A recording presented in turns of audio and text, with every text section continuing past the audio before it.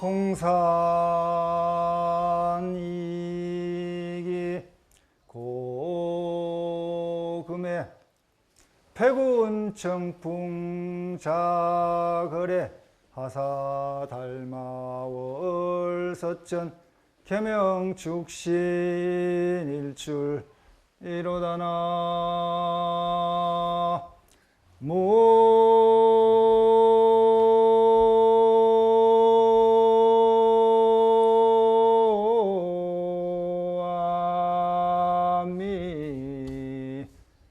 답을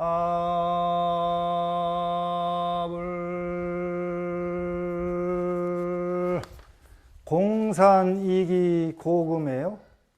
텅 비어있는 공산에 이치가 옛날과 지금의 시간밖에 있고 백운청풍 자거래라 흰 구름과 맑은 바람은 옛부터 스스로 가고 스스로 왔도다. 하사달마 월서천이요. 달마 대사는 달마 큰 스님은 무슨 일로 하여 인도국 서천을 넘어서 왔는가? 계명축시 인일출이라 닭은 축시 새벽 3시에 울고 해는 인시 5시에 뜨는구나. 안녕하세요. 반갑습니다. 잘 지내셨죠, 그동안에? 요 며칠간 비가 많이 내렸습니다. 비가 내리는데 부처님 오신 날 여러분들을 편하게 해주기 위해서 비가 그쳤습니다. 그리고 항상 부처님께서 여러분들을 보살피셔 이렇게 건강한 모습으로 코로나19가 있는데도 부처님 오신 날 행사에 다들 참석하셨습니다. 농사철에 단비가 내리더만 이렇게 비가 그쳐서 화창하고 맑은 날씨입니다. 오늘은 불기 2565년 2021년 부처님 오신 날입니다. 코로나19가 1년 이상 동안 장기간 지속되면서 전 세계 모든 나라 인류가 모든 나라 사람들이 코로나19로 인해서 고통을 받고 또 죽어가는 사람도 있습니다. 그래서 전 세계 인류가 빨리 정상적인 생활에 돌아가기 위해서 코로나19가 종식되기를 염원하고 발언하는 그런 기도 묵념을 잠깐 이렇게 스님이 죽비 치면서 이렇게 올리고 이렇게 해보겠습니다. 죽비를 3번 치면은 코로나19가 종식되기를 발언하는 부처님 전에 발언하는 기도를 한번 같이 하겠습니다.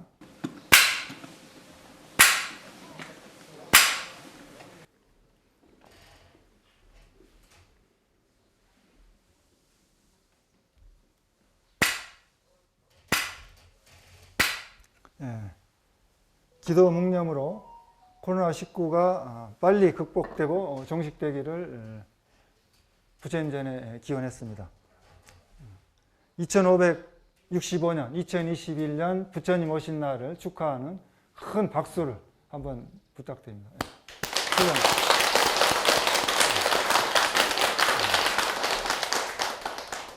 그리고 여러분을 위해서 항상 여러분 곁에 함께 계시면서 또 이 도량을 잘 가꾸시고 기도하시고 또 정진하시고 여러분들 모든 인연 있는 분들, 친인척들, 또 자녀분들, 또 돌아가신 조상님들 여러분들을 위해서 부처님 전에 축원해 주시는 주지 성문 스님과 또 노 스님, 서로 스님께 큰 박수 한번 부탁드리겠습니다.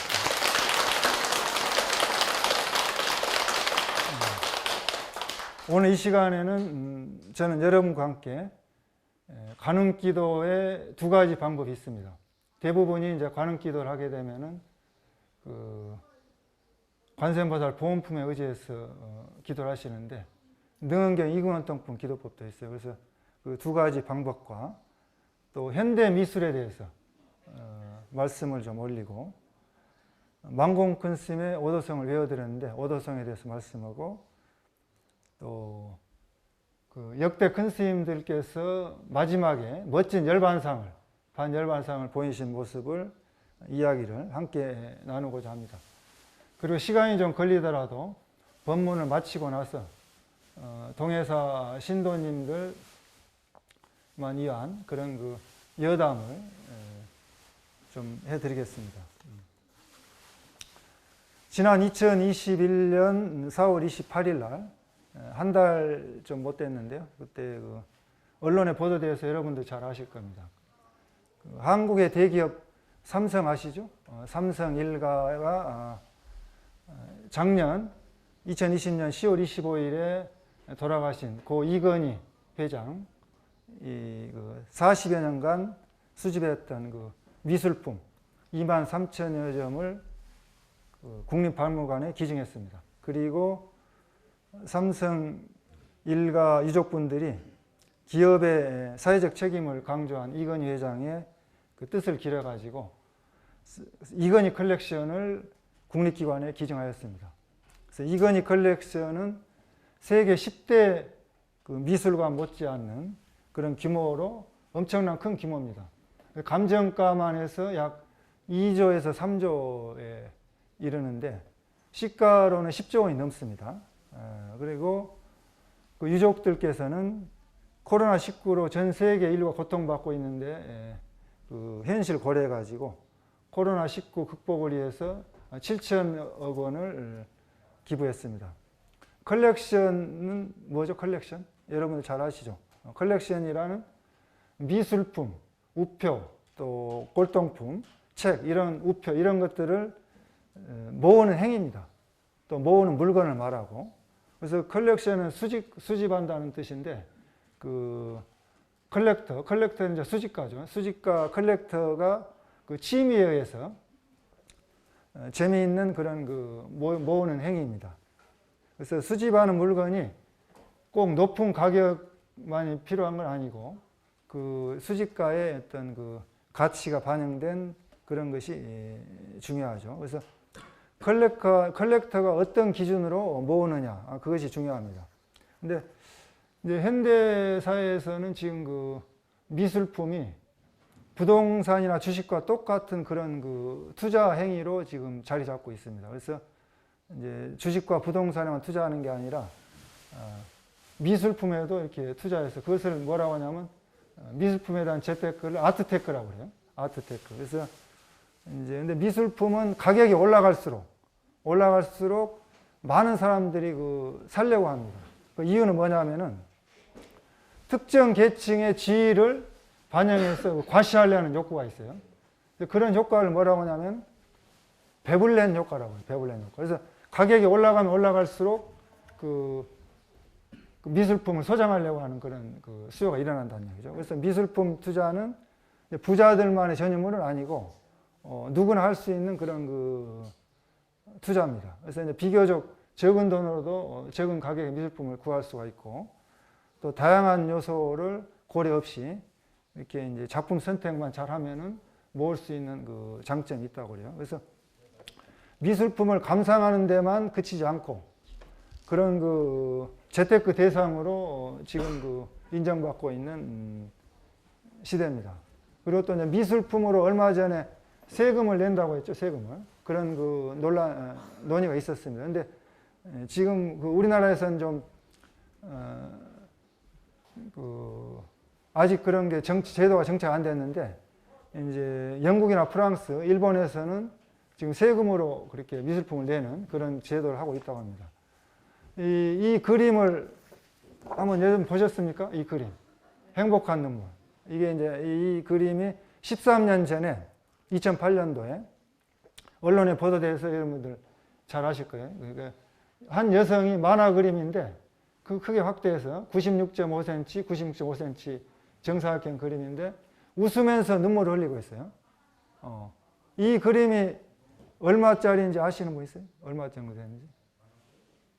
별 그렇게 큰 값어치 있는 그림 같지가 않죠. 이게 얼마냐면 200억 원입니다. 200억 원. 200억 원. 그래서 이 그림을 행복한 눈물을 이제 19년 전에 2002년도에 서미 갤러리라고 그 갤러리에서 뉴욕 그 크리스티 경매에서 713만 9,500달러 하나로 약 그때 당시 환율로 90억 원의 경매에 낙찰받은 거예요, 이게. 이 그림이. 90억 원에 낙찰받아가지고 6년 만에 얼마가 올랐냐.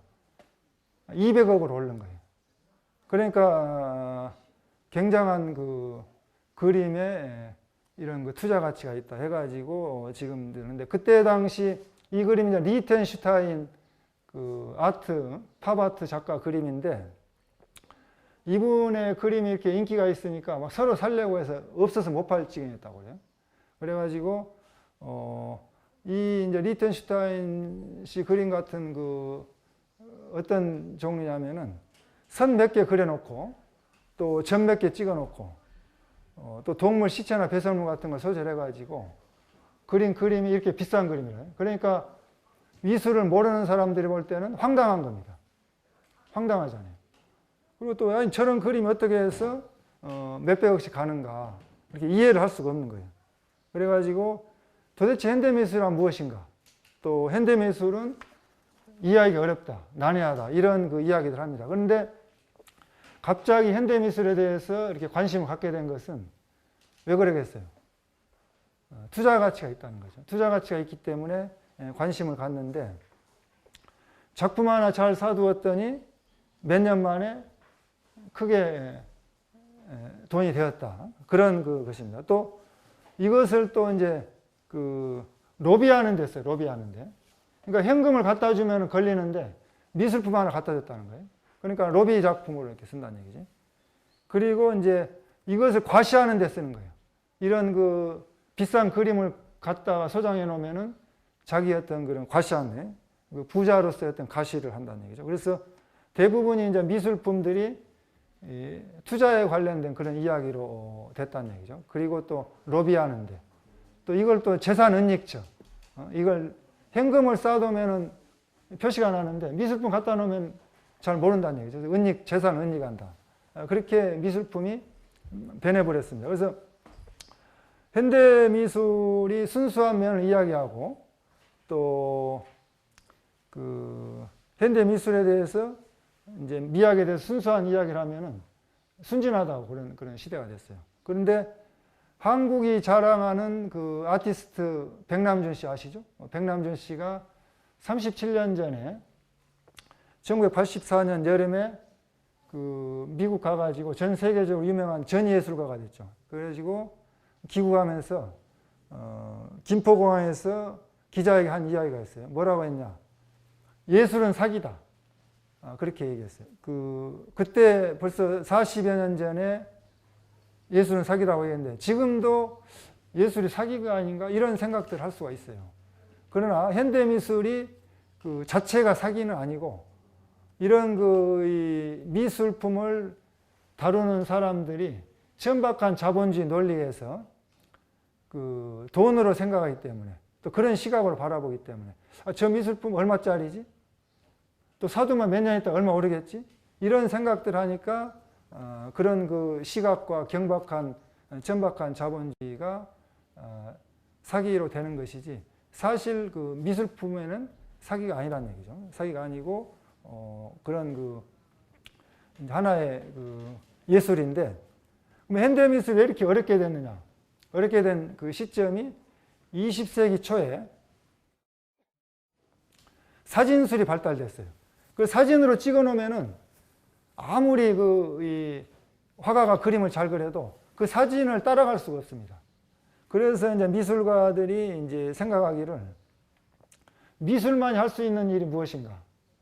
이걸 생각하는데 고민하게 된 거죠. 그래가지고 이제 미술 작가들이 그 작품 속에다 자기 철학과 또 자기 어떤 그 사상과 또 개념 이런 것들을 넣어가지고 이렇게 작품을 하기 시작했습니다. 그래서 미술 작가가 작품을 기획하는 그런 그 디자인한 설계자, 또 아이디어 발상, 생각, 사상 이런 걸 구상하는 설계자에 가까워졌어요. 그래서 이제 미술품에 대한 이해하기가 어렵게 됐다는 것이죠. 근데 이제 코로나19 시대에 새로운 시도란 이 미술 작가가 있었어요. 그래서 5월 1일이죠. 지난 5월 1일 날 19일 전에 2021년 5월 1일 저녁 8시 21분. 왜 8시 21분이냐?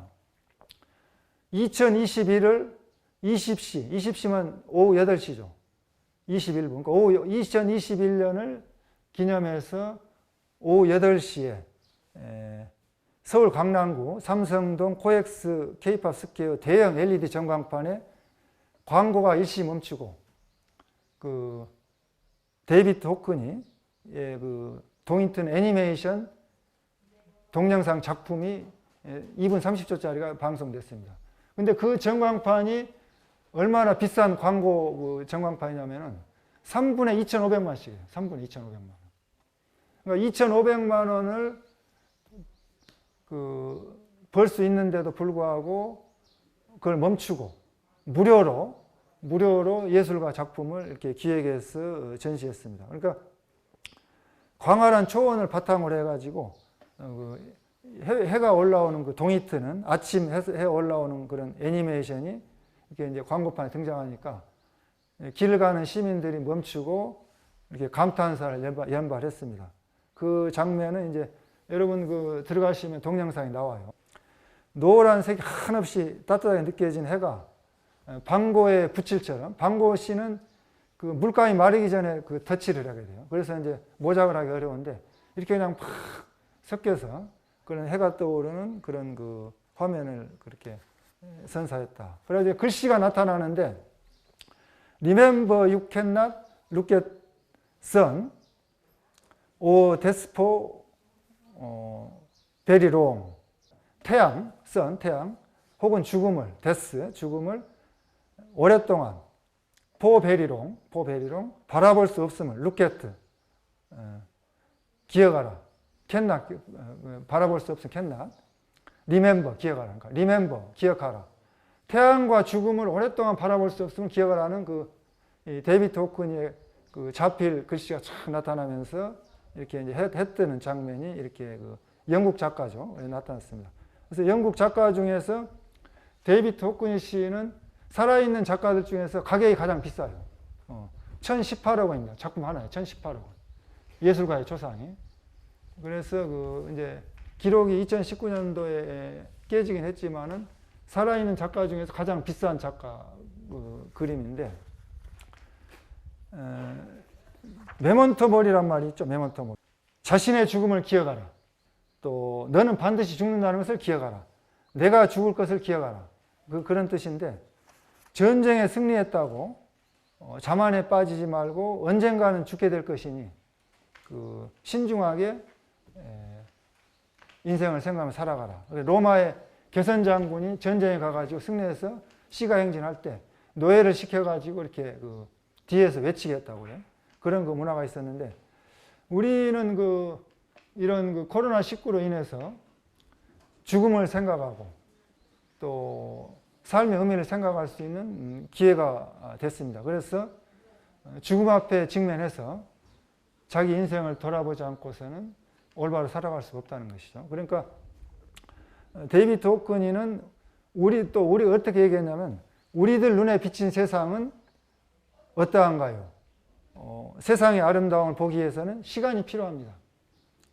대형 스크린에 펼쳐질 나의 작품과 마주할 모든 이들이 이를 경험하기 바랍니다. 이렇게 자필 글씨로 이렇게 말씀했는데, 우리가 이제 파란색 안경을 쓰고 보면 세상이 파랗습니다. 또 빨간색 안경을 쓰고 보면 빨갛게 돼요. 우리들 마음의 안경, 아름다운 안경을 쓰고 바라보면 세상은 아름답습니다. 데이비드 호크니는 해도의 작품을 통해서 코로나19로 고통받는 전 세계에게 희망의 메시지를 전달하려고 했습니다. 코로나19로 인해서 자택에서 데이비드 호크니가 격리되어 있을 때 창밖을 통해서 해를 보니까 그런 아름다움을 느꼈다는 거죠. 근데 우리가 어려울 때, 어려움에 직면했을 때 우리는 희망의 메시지로 태양을 생각하고 뭔가 이 희망을 찾을 수 있는 그런 것을 자연 속에서 찾으려고 합니다.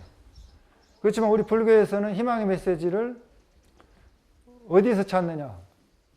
관세음보살님께서 찾습니다. 관세음보살님, 지장보살님. 그래서 관세음보살님의 구원자, 세상의 고통을 없애주는 구원자 관세음보살님을 출연시켜서 우리들이 인생을 살아가면서 정말 힘들고 어려울 때, 지푸라기라도 잡고 싶어서 막 이 괴로울 때, 이 법당에 오셔가지고 부처님 전에, 관세음보살님, 지장보살님 또 부처님 전에 여러분들의 그 어려움을 털어놓으면 해결된다는 거죠. 그래서 한국 불교에서 관세음보살을 빼놓고는 이야기할 수 없을 정도로 모든 종파를 초월해서 관음신앙이 우리 한국 불교의 주류를 이루고 있습니다. 근데 관음신앙이 주류를 이루고 있는데 우리 불자님들이 올바른 관음신앙을 어떻게 해나갈 것인가, 거기에 대해서는 잘 모르시는 분도 있습니다. 잘 아시는 분도 계시지만, 그래서 관음신앙을 어떻게 하면 올바르게 해나갈 것인가, 여기에 대해서 간략하게 이렇게 이제 말씀을 드리겠습니다. 관음신앙을 해나가는 데 있어서는 그 두 가지 방법이 있습니다. 법화경 관세음보살 보험품 관음경 읽어보셨죠? 관음경, 관세음보살. 그 짧은데 한 15분 읽습니다. 그 관세음보살 보험품에 의지해서 관음기도를 하는 것이 타력신앙입니다. 그냥 관세음보살님만 부르면 끝나버려요. 아프거나 또 괴로울 때나 힘이 들 때나 뭘 구할 때 관세음보살만 부르면 모든 문제 해결되는 거예요. 그게 관세음보살 보험품에 나오는 기도법이고, 그 다음에 이제 능언경의 이근원통품에 나오는 기도법이 있어요. 그것은 반문 문자성, 소리를, 관세음보살 부르는 소리를 돌이켜서 듣는 소리의 성품을 관해가지고 들어가는 기도법이에요. 그래서 그것은 이제 자력신앙이에요. 내 스스로에서 관세음보살과 들어가는 방법. 그래서 그런 두 가지 방법이 있습니다. 그래서 법화경 관세음보살 보험품의 기도법은 관세음보살 보험품에 나오는 내용을 말씀드려보면은, 선남자여, 제가 선창하면 같이 한번 해보시죠. 선남자여. 좀 크게 해보세요. 선남자여. 만약 한량없는 백천만억 중생이 각가지 괴로움을 당할 적에 관세음보살의 이름을 듣고 한 마음으로 그 이름을 부르면 관세음보살은 즉시에 그 말을 관하고 모두 해탈게 하느니라. 예, 그래서 그 이 한 마음으로, 근데 한 마음이 중요한 거예요. 한 마음.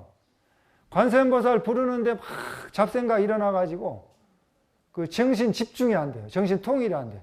그러면 그게 잘 안 되는 거예요. 그러니까 오직 간절한 마음, 한 생각으로 관세음보살을 불러야 된다지. 아까 그 이제 사시 부처님 전에 공양 올릴 때 서가모니불 했죠. 서가모니불을 계속 그 집중해서 서가모니불을 부르는 거나 관세음보살 부르는 거나 같은 거예요. 예, 같은 그 부처님입니다. 그러니까 한 부처님으로 생각하시면 돼요. 서가모니 부처님이나 관세음보살 한 부처님 생각하시면 되고, 서가모니 부처님을 좋아하신 분은 서가모니 부처님을 부르시고, 지장보살님을 좋아하시는 분은 지장보살님을 부르시고, 내가 좋아하는 부처님을 부르면 돼요. 보살님을. 그래서 그래 아주 간단한 방법, 부르기만 하면 된다는 얘기죠. 부르기만. 그래서 한 마음으로 해서. 그러면 이제 큰 소리로 부르는 걸 고성지 연부라고. 고성지. 높을 건 고자, 소리성자. 고성지 연부. 그냥 큰 소리로 부르는 거예요. 큰 소리로. 그걸 고성지. 그 다음에 이제 미성지가 있어요. 적을 미자. 큰 소리로 부르다 보면은 지쳐. 지치니까 이제 막 그냥 스트레스도 이제 그 풀리고 잡생각도 점점 가라앉으면서 마치 흙탕물이 가라앉듯이 점점점 가라앉으면서 고요하게 되면서 소리가 좀 적어지는 단계가 있어요. 그걸 미성지 단계라고 해요. 미성지. 그 다음에 이제 그 단계가 지나면은 비동설지. 아닐 비자, 움직일 동자, 해설자, 가질 지자. 그러니까 해가 움직이지 않고도 소리를 내지 않고도 관세음보살이 저절로 되는 겁니다. 그 단계가 세 번째 단계예요. 연불에. 그러니까 그 다음에 네 번째 단계는 뭐냐? 금강지 단계. 금강지. 금강경 아시죠? 금강경?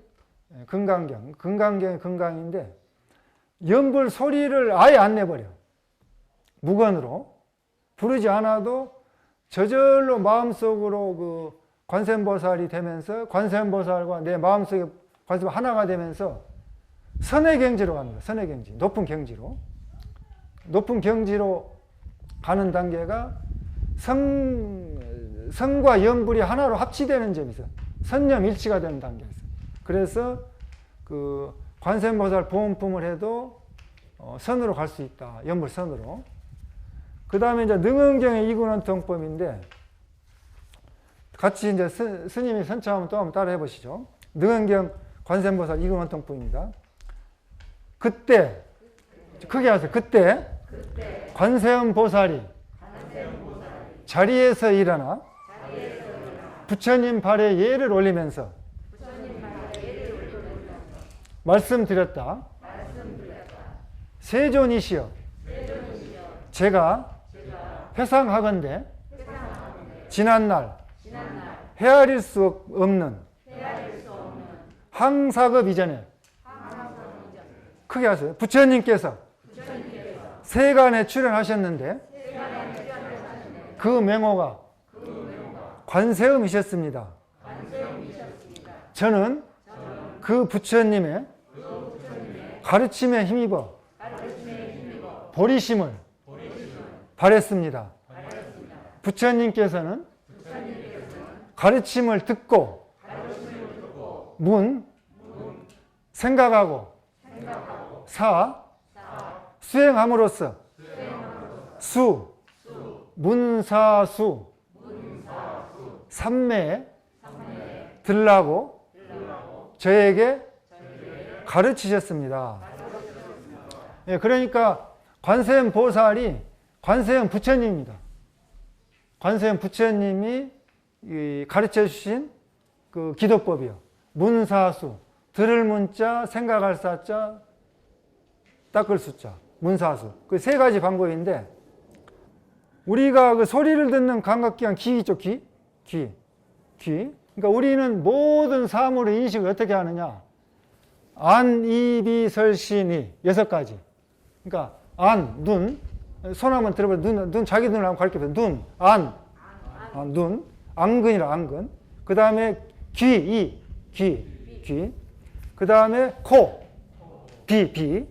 그 다음에 혀, 입안 혀, 설. 그 다음에 몸을 만져봤어요. 신. 그 다음에 머리, 생각.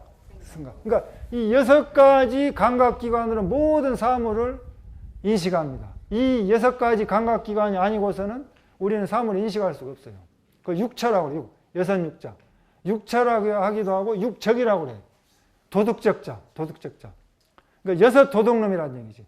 보는 데 끄달리고, 듣는 데 끄달리고, 맛보는 데 끄달리고, 또 코로 냄새 맡는 데 끄달리고, 또 몸으로 느끼는 데 끄달리고, 뜻으로 생각하는 잡생각에 끄달리고. 그래서 예를 불면증 환자 있죠, 불면증. 잡생각 때문에 잠을 못 자. 수면제를 먹어야 돼. 그건 정신과 상담해야 돼.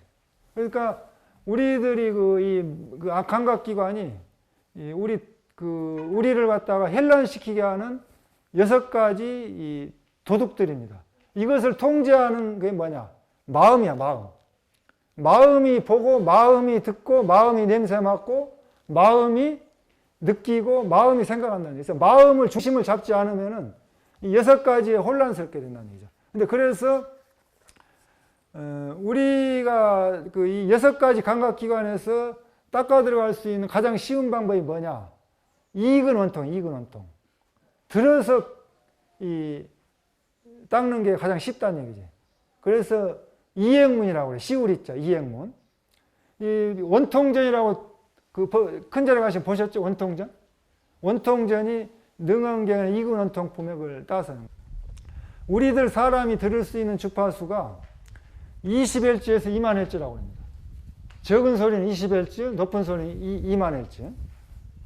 동물이나 새 조류들은 사람과 비슷하고 개는 더 미세하게 소리를 듣죠. 그래서 개가 짖으면은 누가 온다는 얘기예요.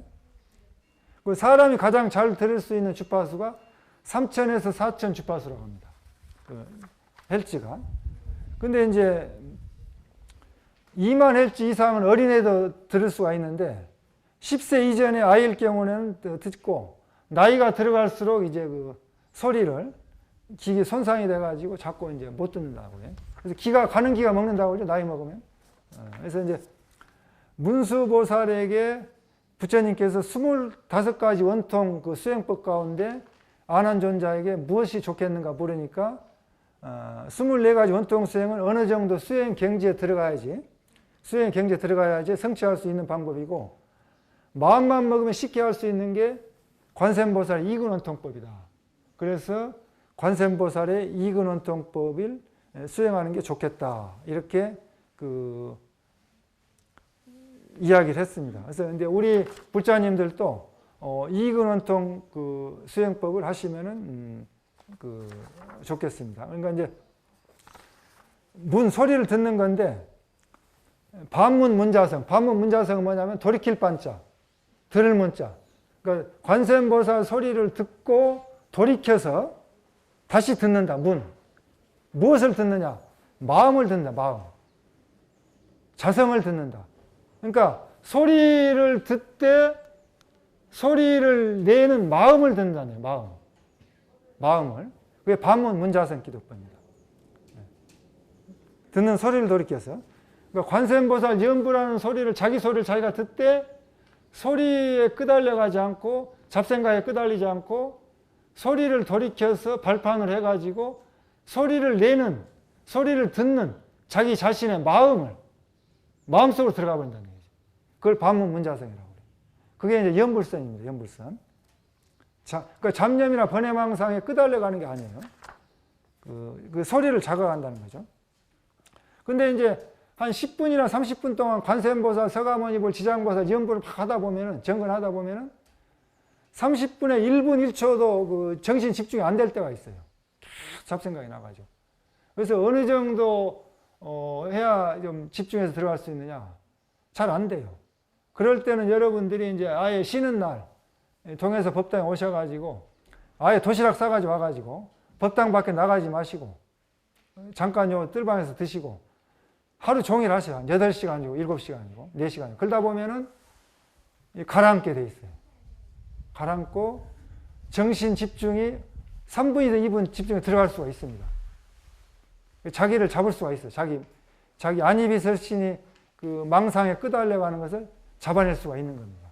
그 방법을 한번 해보시면 좋겠어요. 그러니까 근데 이제 현대인들이 5분도 집중하기 어려운데 금붕어보다 집중력이 떨어진다는 그 조사 결과가 나왔어요. 21년 전에 2000년도에 그 뇌파를 측정해서 결과를 보니까 사람의 집중력이 얼마나 되느냐? 12초밖에 안 된다는 얘기예요. 12초. 그러니까 똑딱 똑딱 똑딱 똑딱 똑딱 똑딱 12번 지나면은 흐트러져 버려요. 근데 우리가 이제 붕어가 좀 멍청하다고 낚싯밥에다 낚싯밥을 끼워가지고 낚아가지고 다시 잡아서 낚싯밥 풀어주면 다시 또 걸린단 말이에요. 금방 잊어먹어버려요. 그래서 금붕어같이 바보라고 그러는데 사람의 집중력이 그 12초밖에 안 된다. 근데 이제 또 8초밖에 안 된다는 그 실험 결과가 나왔어요. 왜 그렇게 8초밖에 안 됐느냐? 스마트폰이 발달되다 보니까 자꾸 이런 그 클릭이나 하고 이렇게 해서 8초밖에 안 된다는 얘기예요. 2015년도에 조사한 겁니다. 마이크로 소프트 캐나다 연구팀에서 조사한 건데 2015년도 6년 전에 조사한 거죠. 조사한 건데 사람의 집중력이 8초밖에 안 된다. 집중력을 좀 향상하려면은 여러분들이 지장경을 독경하면은 기억력이 회복됩니다. 업장이 높고 또 108배, 3000배 이렇게 절을 하시면은 기억력이 회복이 돼요. 그래서 업장을 녹여야만이 집중력이 좀 들어갈 수가 있고, 반문 문자성, 문사수 수행법을 하게 되면은 6가지 단계가 있는데 그 6가지 단계에 들어가는 것은 설명하려면 좀 길어집니다. 그래서 시간 관계상 여러분들에게 좀 다음에 인연이 되면은 말씀드리게 하고, 6단계를 넘게 되면 정멸의 단계에 들어가요. 정멸. 고야할적자, 멸할멸자. 완전한 부처님의 단계로 들어가게 되어 있습니다. 법회 시작할 때 이제 만공큰 스님의 오도성을 외워드렸는데, 공산이기 고금에 텅 비어버린 공산의 이치가 옛날과 지금 고금밖에 있고, 백운청풍 자거래라 흰구름 맑은 바람 옛부터 스스로 가고 스스로 왔도다. 하사달마 월서천이요 달마대사는 무슨 일로 서천인도를 넘어서 왔는가. 계명축시 인일출이라 닭은 새벽 축시에 울고 해는 새벽 인시에 뜨는구나. 이 만공큰 스님 오도성입니다. 만공큰 스님께서는 아산 본곡사에서 온양이죠. 아산 본곡사에서 새벽에 종성을 하시다가 약인용료지 3세일체불 은관법계성 일체유심조 그 개성을 외우는데 그 소리를 자신 소리를 듣고 종성 소리를 듣고 깨달았습니다. 만약에 어떤 사람이 과거 현재 미래 3세에 일체 모든 부처님의 뜻을 알고자 한다면 마땅히 법계의 성품을 관찰할지니라. 일체 모든 것을 오직 마음이 지었느니라. 이 개성에 깨달으셨습니다. 그리고 이제 중국에서 백장선사 문화에서 스님의 제자가 종소리를 듣고 깨달았어요. 종소리를 듣고. 그러니까 이제 백장선사는 그 제자에게 뛰어나도다. 이것은 관세음보살에 입도하는 방법이다라고 말씀했습니다. 그래서 그 관세음보살에 입도하는 것은 능영경 이근원통품 반문문자성 수행법이죠. 이것이 후대로 내려오면서 연불선으로 발전된 겁니다. 연불선. 연불하는 자 이것이 누구인가? 생각념자, 사람자자, 이시자, 누구수자, 염자시수. 또 듣는 사람 이것이 무엇인고? 듣는 놈 이 사람이 누구인가? 이렇게 이제 발전된 거죠. 중국의 원호선사는 닭이 날개치는 소리를 듣고 깨달았습니다. 닭이 활활 날아가는 소리를 듣고. 그래서 능엄경의 이근원통품에 나오는 반문문자성은 능엄선이라고 할 수가 있어요. 능엄선. 능엄선은 그 연불선입니다. 문자 시신마. 들을 문자, 사람 자자, 이시자, 무엇인고 신자, 또 어조사마자, 문자 시신마, 염자시수. 연불하는 사람이 누구인가. 그래서 연불과 간화선이 합쳐져 가지고 융합해 가지고 연불선으로 이게 이제 발전된 거죠. 그래서 이제 불교의 수행법 중에서 가장 쉽게 할 수 있는 게 연불입니다. 그래서 여러분들이 연불을 처음에 하실 때는 무조건 고성지로 해야 돼요. 고성지. 높은 소리로. 크게 부르면 돼요. 크게 부르다 보면은 저절로 단계가 발전되어 나가게 되어 있습니다. 근데 이제 모든 수행의 기결점은 성불로 가게 돼요. 성불. 하나로. 성불로. 그래서 이제 왕생도 극락세계 왕생하고 도솔천년 왕생에도 왕생에서 아미타 부처님 법문 듣고 미륵 부처님 법문 듣고 성불하는 것입니다. 이 사바세계에서 성불하는 자력신앙은 자기가 노력해서 성불하는 거고, 다력신앙은 극락세계 가서 도솔천 내연궁에 가서 태어나가지고 거기서 부처님 말씀 듣고 성불하는 거예요. 그래서 결국은 목적지는 하나입니다. 목표는. 그러니까 여러분들이 그 연불 해 들어가셔도 결국은 깨달음으로 가게 돼 있다. 불교는 깨달음의 종교입니다. 돌아가실 때 멋지게 돌아가신 열반하신 반열반에 드신 스님들 말씀드리면은 64년 전에 1957년이죠. 64년 전에 1월 달에 백양사 아시죠? 백양사. 정읍 백양사. 백양사에서 만왕큰 스님이 계셨어요. 만왕큰 스님이 문도 스님들을 다 불러 모아놓고 말씀했습니다. 나 사흘 후에 옷을 벗어야겠다. 이야기했습니다. 옷이 뭐죠? 옷이 뭐예요? 육신이에요, 육신. 육신의 옷을 벗겠다. 만왕큰 스님께서. 이렇게 이제 이야기하니까 사흘 후에 육신의 옷을 버리고 열반에 들겠다. 돌아가시겠다. 죽을라 3일 전이니까 제자들이 아니 스님 무슨 말씀이시옵니까? 아직도 정정하신데 이렇게 이야기하니까 3일 후에 1957년 1월 10일 날 64년 전에 서운큰 스님 아시죠? 열반하시죠. 배양사 서운큰 스님 종정도 하셨고 배양사 방장 하셨는데 서웅스님 불러가지고 이야기를 했어요. 밖에 아마 눈이 오는 것 같구나. 어서 문을 좀 열어보아라. 저렇게 눈이 오면 내년 맹년 농사는 풍년 들겠구나. 나 손발 씻고 옷을 갈아입어야겠다. 저녁 때가 되어가지고 이제 모여서 과연 우리 백양사 중로차 맛이 제일이구나. 중로차 아시죠? 작설차. 제자들이 다 모여 이렇게 앉아 있는데 중로차 한 잔 이렇게 멋지게 드시면서 조용히 눈을 감고 그래 이제 갈 때가 되었구나 하고 앉아가지고 자타리망 하신 거예요. 그대로 가셔보는 대중들이 이렇게 지켜보는 가운데 이게 싫어합니다. 이게 사실 싫어해요. 64년 전에 있었던 일이에요. 큰 스님들 아주 훌륭하시죠? 그 다음에 이제 조선시대 때 가신 분이 있어요. 조선시대 때 마천, 함양 마천 있죠. 함양 경상남도 함양 지리산 마천에 벽송사가 있습니다. 가보신 분도 계실지 모르겠는데 벽송지엄선사라고 있어요. 그분이 1464년, 1534년 동안 계셨던 분인데 법화경을 강의했어요. 법화경을 강설하시다가 방편품에 이르러가지고 노승은 늙을 노자, 승려승자 노스님은 여러분을 위해서 정멸상이 뭐냐? 그냥 앉아가지고 열반에 드는 거예요. 고요하게.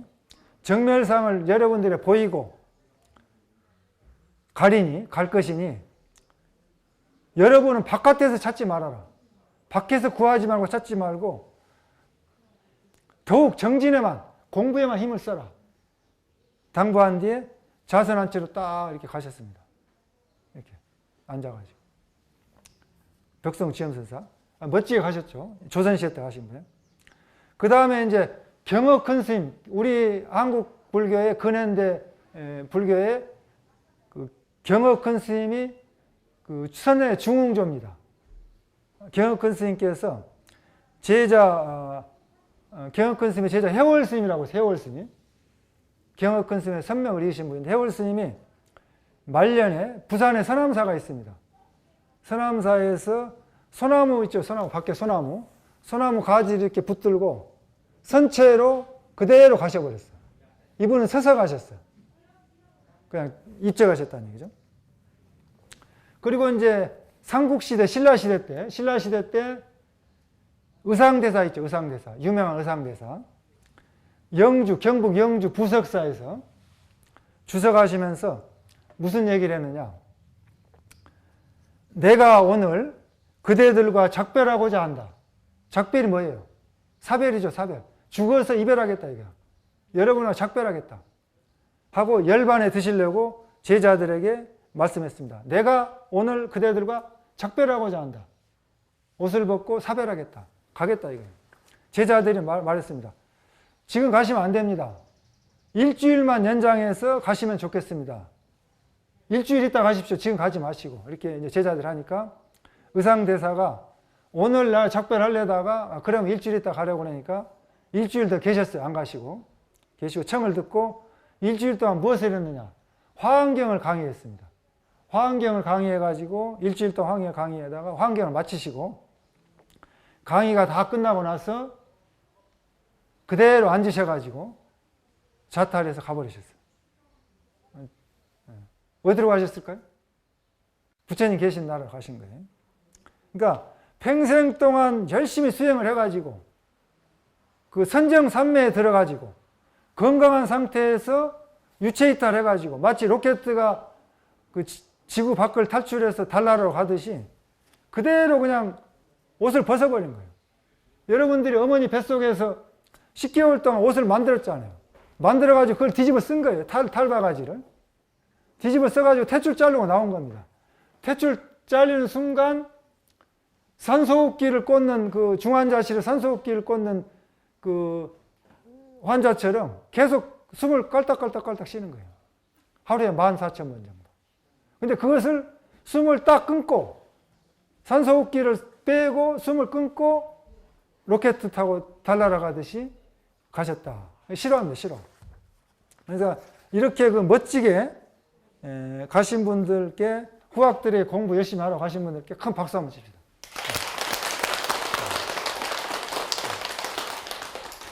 지금 현대사회는 100세 시대죠. 앞으로 120세 시대가 올 겁니다. 100세 시대인데 좀 빠르지만은. 그러면 이제 60세가 뭐예요? 60세. 환갑이라고 하죠. 환갑. 환갑의 염라대왕, 저승사자가 여러분들한테 데리러 오면은 여러분들 뭐라고 말씀하냐면 지금 없습니다 하고 있어요. 없습니다. 한번 해보십시오. 지금 없습니다. 지금 없습니다. 이렇게. 환갑잔치 사라진 지 오래됐죠? 60을 넘어서 살아야 돼. 60대는 뭐냐? 노인 후보생. 노인을 하는 후보생, 워밍업 한다는 얘기죠. 이제 그 노인에 들어가기 위해서. 70세를 뭐라고 그래요? 고이라고 하죠? 고이. 여러분들 70세 먹어가지고 염라대왕 저승사자가 여러분 데리러 가자 하면은 뭐라고 얘기하나? 한번 같이 하십시오. 아직 빠릅니다. 해보세요. 아직 빠릅니다. 다 크게 해보세요. 아직 빠릅니다. 소리가 이제 빨리 가고 싶은 모양이네. 다시 한번. 아직 빠릅니다. 네. 인생 70 고래이라는 그 고사성가 있죠. 사람이 그 70세까지 사신 분이 드물다. 근데 요새는 그냥 흔해 빠졌어. 너무 흔해. 70세 먹으면은 경로당 가면 커피 심부름 시킨다고 그래. 커피 타오라고 심부름 시킨다고 그래. 칠순잔치도 안 한다고 그래, 요새. 칠순잔치도 안 한다. 칠순잔치 살았는지 오랬습니다. 그래서 70대는 초년생. 초로, 처음 초자, 늙을 노자. 처음 늙어가는, 시작하는 단계. 70세. 그 다음에 이제 80세. 80세 염라대왕이 여러분들 잡으러 오면은, 나를 데리러 오면은, 뭐라고 얘기하느냐. 따라 하십시오. 하면, 제가 얘기하면, 아직 쓸모가 있습니다. 크게 해보세요. 아직 쓸모가 있습니다. 80세도 써먹을 때가 있어요. 이 사회에 아직 쓸모가 있다. 80대. 그러니까 지금은 이제 나이 드신 분들이 많아가지고 80대도 중노인입니다. 중간노인이야. 중노인. 노인의 전성시대 80대는. 그 다음에 이제 90세에 여러분들 염라대왕을 데리러 오면, 잡으러 오면은 뭐라고 얘기하느냐. 제가 얘기하면 또 따라 하십시오. 아직 서둘지 마십시오. 좀 더 크게. 아직 서둘지 마십시오. 90세 잡으러 오면 서둘지 말라고, 염라대왕한테. 졸수에. 90세까지 살아온 인생을 정리하고 마무리하면서 유종의 미를 거둔다. 그런 준비해야 한다는 얘기, 90세는. 그 다음 100세. 100백자 목숨 숫자, 백수. 100세의 염라대왕이 여러분 전사 잡으러 오면은 여러분 뭐라고 하냐. 갈 때를 보아서 내 스스로 가겠다. 따라 하십시오. 갈 때를 보아서 내 스스로 가겠다. 100세 이제 가고 싶을 때 가면 돼. 자유롭게. 내 갈 때 알아서. 그래서 지구를 떠나는 그 여행자가 달나라로 가는 로켓처럼 여러분들이 건강한 몸으로 100세까지 건강하게 사시다가 염라대왕에 오면은 내 가고 싶을 때 갈게 하고 오지 마 하고 이렇게 가시면 얼마나 좋겠습니까? 마지막 유종의 미를 거두고. 그래서 그렇게 하려면 여러분들이 어떻게 해야 되느냐? 임종준비라는 임종준비. 다다를 임자, 마칠 종자. 죽을 때 직면해서 준비를 해야 된다. 미리 준비를 해야 돼. 임종준비를. 또 오래 사는 것도 좋지만은 건강에 사는 것도 중요합니다. 아족부행이라 나자 다리족자 아니부자 가랭자. 내 다리로 가지 못할 때, 두 발이 있어도 내 발로 스스로 걷지 못할 때가 있어요. 참 답답하죠. 아수부식이라 나자 손수자 아니부자 먹을식자. 내 손으로 밥을 못 먹어. 숟가락을 못 떠. 내 손이 있어도 숟가락을 못 들 때가 있어. 남이 떠먹여줘야 돼. 그걸 아수부식이라. 아구부언이라. 나자 입구자. 입이 있어도 아니부자 말씀한 자. 입이 있어도 말을 못해. 내 입이 있어도. 내 입으로 말을 못할 때가 와. 벙어리 냉가슴 할 듯이. 아이부청이라. 나자 기이자. 아니 붙자 들을 정자. 기가 있어도 듣지 못해. 가는 기 먹는다 하죠. 가는 기. 그러니까 내가 듣지를 못해. 그다음에 아목 부시라. 내 눈이 있어도 눈 먹자. 볼시자. 아니 붙자. 눈이 있어도 보지 못해. 눈이 어두워가지고. 잘 안 보여. 아목 부시. 그런 때가 온단 말이에요. 왜냐하면 오래 살다 보면 기능이 고장나. 늙으면 서럽다고 자꾸 이게 잘 보이지도 않아. 잘 들리지도 않아. 잘 움직이지도 못해. 거동도 불편해. 그런 때 온단 말이에요. 그 다음에 또 뭐 가장 또 무서운 건 뭐냐. 아두부럭이라. 머리는 있는데 기억 없자. 기억을 못해. 치매 초기처럼 건망증처럼 자꾸 잊어먹어. 치매 걸리면 참 큰일이죠. 아들도 못 알아보고. 그래서 그런 때가 온다는 얘기죠. 그래서 여러분들이 건강해야 합니다. 건강해야 돼. 귀가 있어도 잘 듣지 못하고, 눈이 있어도 잘 보지 못하고, 머리가 있어도 잘 생각도 안 나고, 잘 알아보기도 힘들고, 입이 있어도 잘 먹지도 못하고, 다리가 있어도 걸어가지도 못하고, 그런 마지막에는 누워가지고 남의 케어가 필요하다. 케어가 뭐예요? 보호가 필요하는, 보호자가 필요하는 그런 사람이 된다는 얘기지. 그렇게 되지 않도록 건강관리 잘 하셔가지고 여러분들이 부처님 전에 오셔서 법당에서 기도하다가 연불쌈에 들어가시면 참 좋겠습니다. 그래서 저는 이제 여러분들에게 이런 동해사가 여러분들 도량입니다. 그러니까 여러분들이 관심을 가지시고 얼마나 좋습니까? 방산을 만들어가지고 그냥 애들 다 시집장가 보내고 남편하고 같이 오셔도 좋고 오셔서 방 하나 만들어서 이 법당에서 기도하다 연불하다 돌아가시면 돼. 그대로 신라시대 때 발징화상이 33인이 등천했잖아요. 하늘로. 연불 삼매에 들어서. 그렇게 여러분들이 아까 큰 스님들처럼 나 가야 되겠다, 옷 벗어야 되겠다, 잘 있거라 하면서 싹 가버린다는 얘기죠. 그렇게 가셔야 돼. 그러려면은 여러분들이 건강관리를 잘 하셔야 된다. 건강관리. 동해사 서로 노스님이 올해 연세가 2021년도 몇 세죠? 몇 세죠? 몇 세세요? 잘 모르신가? 89세입니다. 90에서 한 살 빠졌는데 89세요. 89세인데 백제 시대에 더 사실 수 있어요. 올해 더 사실 수 있는데 이 서로 노스님도 동해사 노스님도 서서 가고 앉아서 가고 자탈 임망하고 누워서 와탈 부처님도 누워서 돌아가셨죠. 그래서 외국에 동남아 사찰 가면은 와불 있죠. 와불 누워있는 부처님 열반상 와불 그러니까 누워서 가셔도 좋아요. 삼매에 들어서 그렇게 가시면 좋겠습니다. 그래서 노스님이 건강이 안 좋으신데 막 풀 뽑아 풀을 뽑고 이렇게 도량을 혼자서 다 관리 이 풀 다 뽑으셨어. 손이 막 터지셨더라고. 여러분들 좀 쉬는 날 오셔가지고 여러분들 도량이에요. 주지스님, 성문스님하고 서로 노스님은 공부만 하려고 이 토굴을 만드셨는데 이 법당의 이 도량 전체는 여러분들 기도 도량이에요. 여러분들이 주인입니다.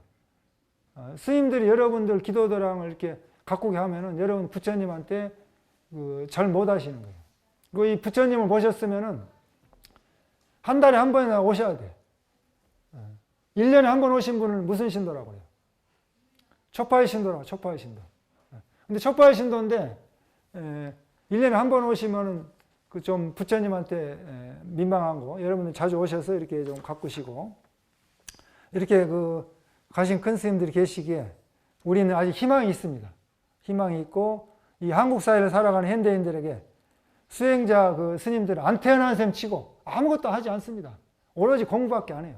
정진밖에, 기도밖에. 또 여러분들이 해서 등락해서 후학들에게 신심을 고치시게 가면 좋겠고, 또 여러분들 왕생 발언해야 됩니다.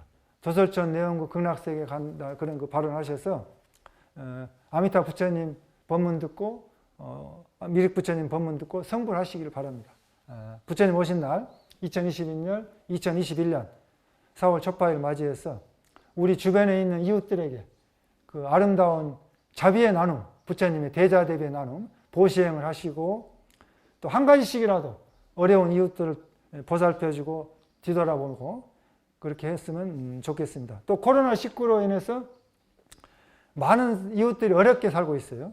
그런 분들을 위해서 우리가 인간의 존엄성의 가치를 한번 생각해보고 같이 이렇게 어려움을 나누고 고통을 분담하고 도움의 손길을 주면 좋겠습니다.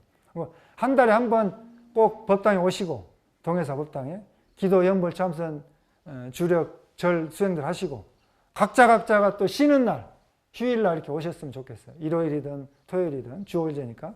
그 다음에 혼자 오지 마시고 아드님이나 따님이나 또 며느님이나 이렇게 좀 데리고 오셔서 대를 이어서 불교가 신도님이 이어져 내려가야 됩니다. 이렇게 또 전 세계가 모두 코로나19로 고통을 받고 있는데 빨리 극복되어서 모든 세계인들이 일상적인 생활로 돌아오고 또 한국도 우리 국민들도 코로나19를 빨리 극복해서 세계 인류가 평화로우면 좋겠습니다. 이것으로 법문을 마치고 2차 인연 공덕으로 천리상간의 깊은 어둠은 모두 다 사라지고 지옥아기 축생 사막도의 고통에서 벗어나고 칼산지옥은 파에서 무너지고 욕계색계 무색계 상계에서 벗어나고 일체 모든 중생이 바른 깨달음 정각을 이루어서 모든 중생이 성불하고 일체 모든 중생들을 제도합시다.